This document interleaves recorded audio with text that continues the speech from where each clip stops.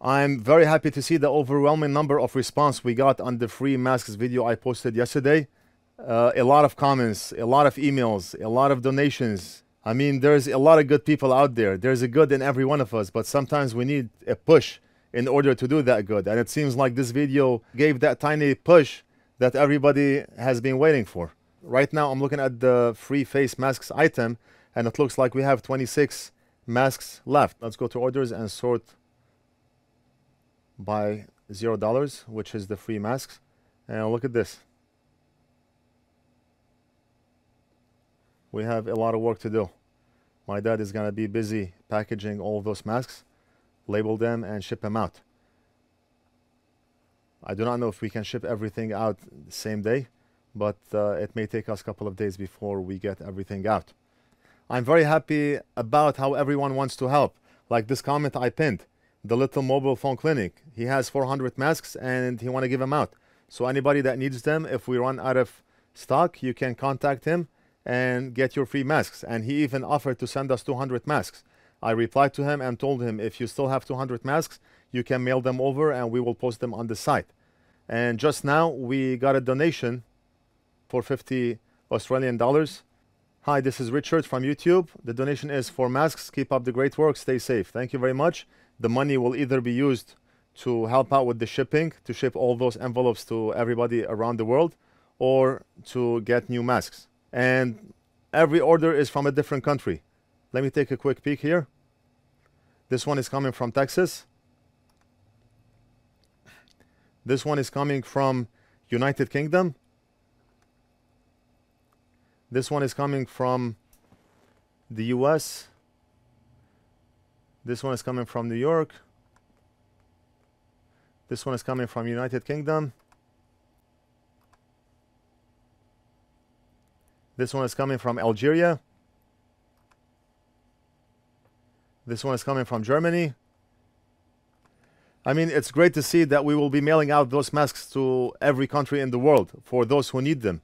And that's why I said, if you do not need the mask, do not order, and keep them for those people who are in need of those masks. It's just a joy to read every single comment. I did not respond to all the comments. I maybe responded to half the comments. I intend to respond to every single person who left a comment. It's such a great feeling to read what people are saying and how people want to be part of this good. So I just wanted to get this out of the way, and maybe I'll share more numbers with you in the future. And I hope that we will be able to get our hands on more masks, and I hope that this can keep going until the pandemic is over. A lot of you are doing just as good by trying to support this purpose.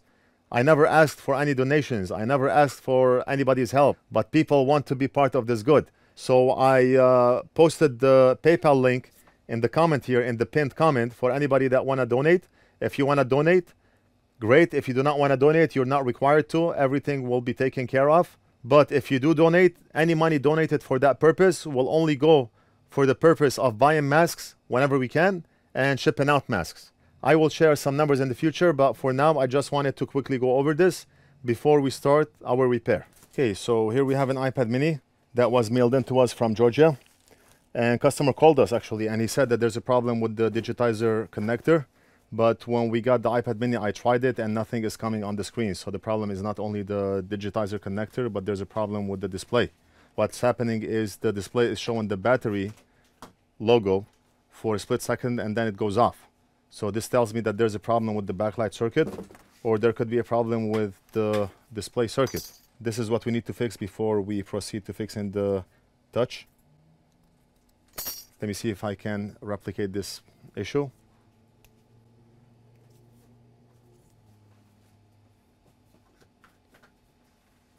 Plug the charging cable. Actually, the customer screen is totally black. Our screen showed the battery logo, but the customer screen is also bad. Right now, I'm not getting that battery logo. Let's try our screen. So 3 issues we have. We have an LCD problem, we have possibly a backlight display problem, and we have a digitizer connector problem. And customer needs this for his customer. Press and hold the power button. Now look at this. We got the battery logo for a split second and then it went back off. Let's plug the cable in. Yeah, it came on and right off. I do not know if you saw that. So the battery light is coming on and then it's going right off. That's a very good indication that the inductor L2200 is most likely burnt. Let me remove the screen and we'll take a look at that circuit. I called the customer to let him know that he has a problem with the display circuit, but I did not know that his screen is also faulty. So that's an extra cost, whether the customer wants us to use our screen or he already has one, I do not know. Look at this, it doesn't look good at all. Right there. This looks burnt. Look at this. Looks burnt.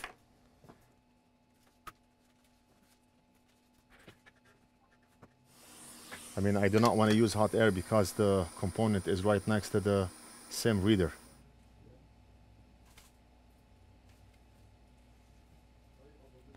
Gone.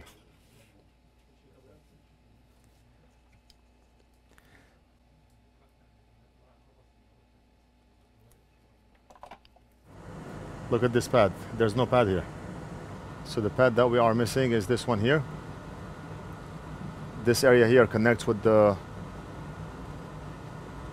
FEC connector of the display, pin number 1 right here. And the other end connects to several components. So we can run a jumper wire from this side of the inductor to here, or from here to here. Let's fuse a donor board to get that inductor and solder it on to the customer's board. Okay, let's take a look at our donor board. Hopefully we have that component right there. We did not use it.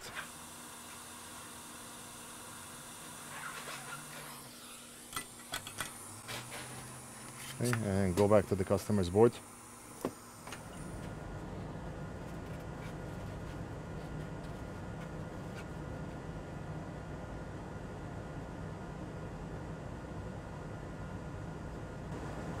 Okay, the component is solid.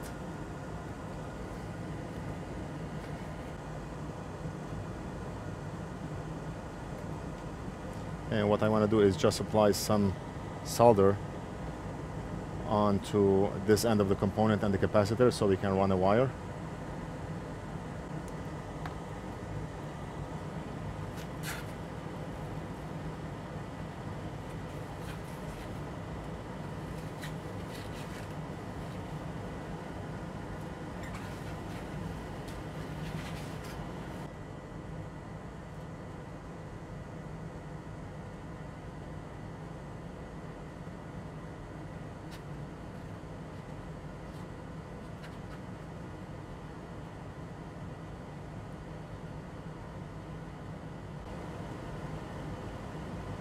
Okay, so we're all good.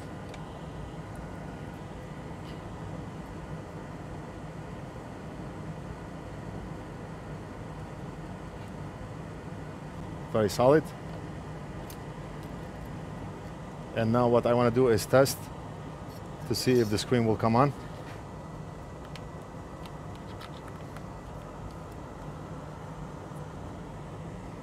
And look at that. Battery logo stayed on and it did not turn off. So that part is fixed. And the tablet is currently being charged at 0.91 amps. Let's press the power button right there. So that's number 1. Now we have to replace the digitizer connector, which is also damaged on this tablet.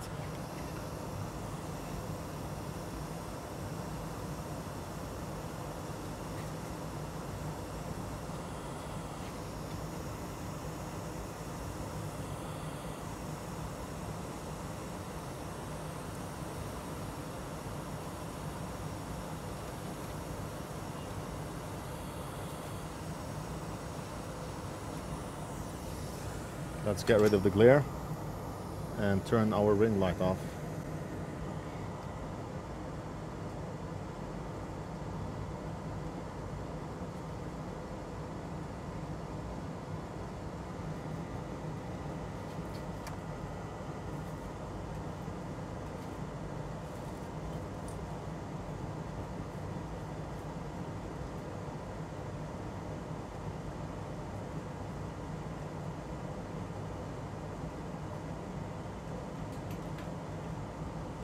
Okay, so now we are ready to solder our new connector. Let's grab a digitizer connector for the iPad mini.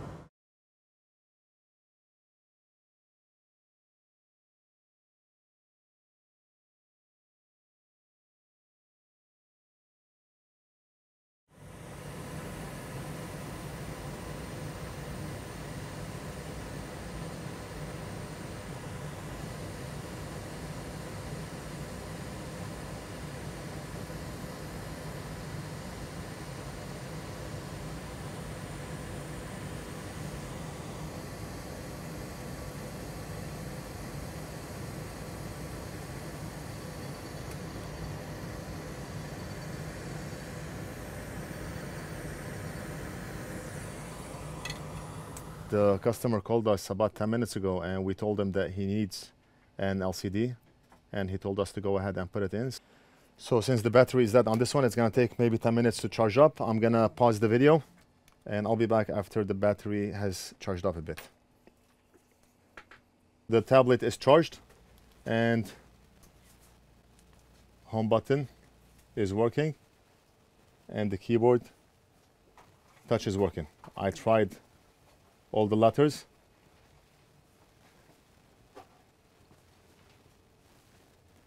and the keyboard is working. So we did 3 things for this one. We replaced the digitizer FEC connector, we replaced the blown inductor, we replaced the LCD, and everything is good now. I hope you enjoyed this video. Don't forget to like and subscribe, leave a comment if you have any questions, and we'll do something else in the next video.